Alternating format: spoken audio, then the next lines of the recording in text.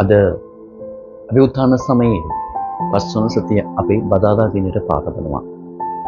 කිතුමන් තුළ අප්‍රිමවන්තේනි අද දෙව් ප්‍රකාශනය තුලින් ඔබගේ මගේ ජීවිතවලට ඉතාමත් ලස්සන පණිවිඩයක් වහන්සේ ප්‍රකාශ කරනවා. ඒ තමයි අපේ ජීවිතයේ අපි දන්නා දෙයක් ගැන මිදිවැල ගැන උන්වහන්සේ කතා කරනවා. දැන් අපි ගොඩාක් වෙලාවට අපි මිදිවැල් දැකලා තිබෙනවා. ඒ මිදිවැලේ ඵල දරනකොට කොච්චර ලස්සනද කියලා අපි දැකලා තිබෙනවා. ඒ වගේ අපේ අත ඒ මිදිවැලේ තිබෙන අපි කියනවා ප්‍රූන් කරනවා කියලා. ඒ පායින විට නැවත දළු දාලා ලස්සන බවට පත් වෙලා ඒ මිදිවැල ලස්සනට බලන්නට ලස්සනට ඒ මිදිවැල වැඩෙන ආකාරය. මා ප්‍රේමවන්තයනි මේ මිදිවැල කියන විට දැන් අපි මිදිවැල ගැන කතා කරන විට මිදිවැලේ අයිතිකාරයෙක් ඉන්නවා. දැන් අපිට ගිහිල්ලා අපිට අවශ්‍ය විදියට වෙන වත්තකට ගිහිල්ලා මිදිවැලේ මිදි කපාගෙන ඉන්න බෑ. අපි මිදි ගෙඩියක් කන්නට ආසයි නම් අපි මොකද කරන්නට ඕනේ? අපි මිල දීලා ගන්නට ඕනේ. නැත්නම් අපේ වත්තේ මිදිවැලක් අපි හදලා තිබෙනවා නම් අපිට පුළුවන් මේ මිදිවැලේ ගිහිල්ලා මිදි ගෙඩියක් කපාගෙන කන්නට පුළුවන්. එතකොට අයිතිය කාටද තියෙන්නේ? අපිට. ඒතර බලන්න අද දවසේ ස්වාමීන් වහන්සේ කියන්නේ ඒ උන්වහන්සේ තමයි මිදිවැලේ අයිතිකාරයා. එතකොට මේ මිදි ගෙඩියක් කඩන්නට නම් මොකද්ද වෙන්න ඕනේ? අපි මේ මිදි වත්තේ අයිතිකාරයාට අයිති වෙන්න ඕනේ. එම නැත්නම් අපට මේ මිදි ගෙඩිය කපාගෙන කන්න බෑ. ඒ තමයි මිදි වැලට මේ මිදි අත් සම්බන්ධ වෙලා තියෙනවා වගේම තමයි මේ මිදි වත්තේ අයිතිකාරයාට අපගේ ජීවිතයේ සම්බන්ධකමක් තිබෙන්නට ඕනේ. මිතුරුකමක් තිබෙන්නට ඕනේ. ඒ විදිහට තමයි අපිට පුළුවන් ඒ දේවල් අපේ ජීවිතේ ලබා ගන්නට. ඒවා තමයි අපේ ජීවිතේ පළදරනවා කියලා කියන්නේ.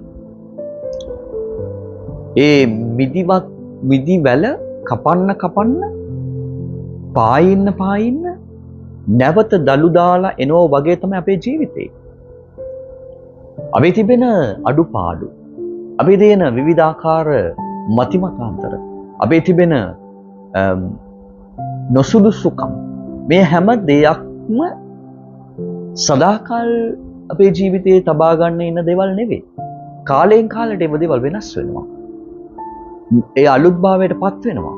ස්වාමීන් වහන්සේ ඒකයි උන්වහන්සේ කියන්නේ අනවශ්‍ය හැම දෙයක්ම එකතු කරලා ගින්නේ දානවා කියලා. එතකොට ඔබේ මගේ ජීවිතේ අනවශ්‍ය දේවල් අපි එකතු කරගෙන ඉන්නේ ඇයි? අද අපි දකින්නේ සුදු පවුලතුමා බාර්නබස් මේ දෙදෙනා දේව වචනේ ප්‍රකාශ කරන විට සුභාරංචි ප්‍රකාශ කරන මොකක්ද යාලට සිදු වුනේ? අසාධාරණකම් සිදු වුණා.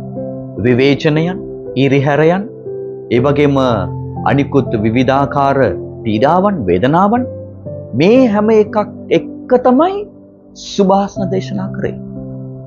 එතකොට ඒ අය ස්වාමින් වහන්සේ එක්ක සම්බන්ධ වෙලා සිටිපු නිසා නෙවේද ඒ අයට මේ දේවල් කරගන්නට ශක්තිය ලැබුණේ? ඒ මිදිවැත්තේ අයිතිකාරයාට අයිති වෙලා සිටිය නිසා නෙවේද එයාගේ ජීවිත පුදුමාකාර විදියට දේව වචනය රැගෙන විවිධ තැන්වලට ගිහිල්ලා අභියෝගයන් මැද්දේ ප්‍රකාශ කරන්නට හැකියාව ලැබුණේ? ප්‍රේමවන්තයනි, ඔබට මට ආරාධනා කරන්නේ මෙන්න මේවා එක්ක තමයි අපි ඉදිරියට ගමන් කරන්න ඕනි කියලා.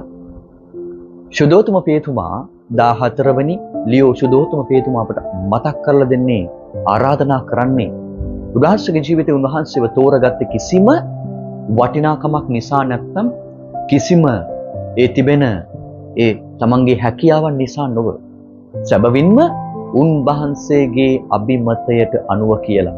උන්වහන්සේ ඒකයි ආරාධනා කරන්නේ සම විටම එක පවුලක් ලෙස ජීවත් වන්නට උත්සාහ කරන්න කියලා.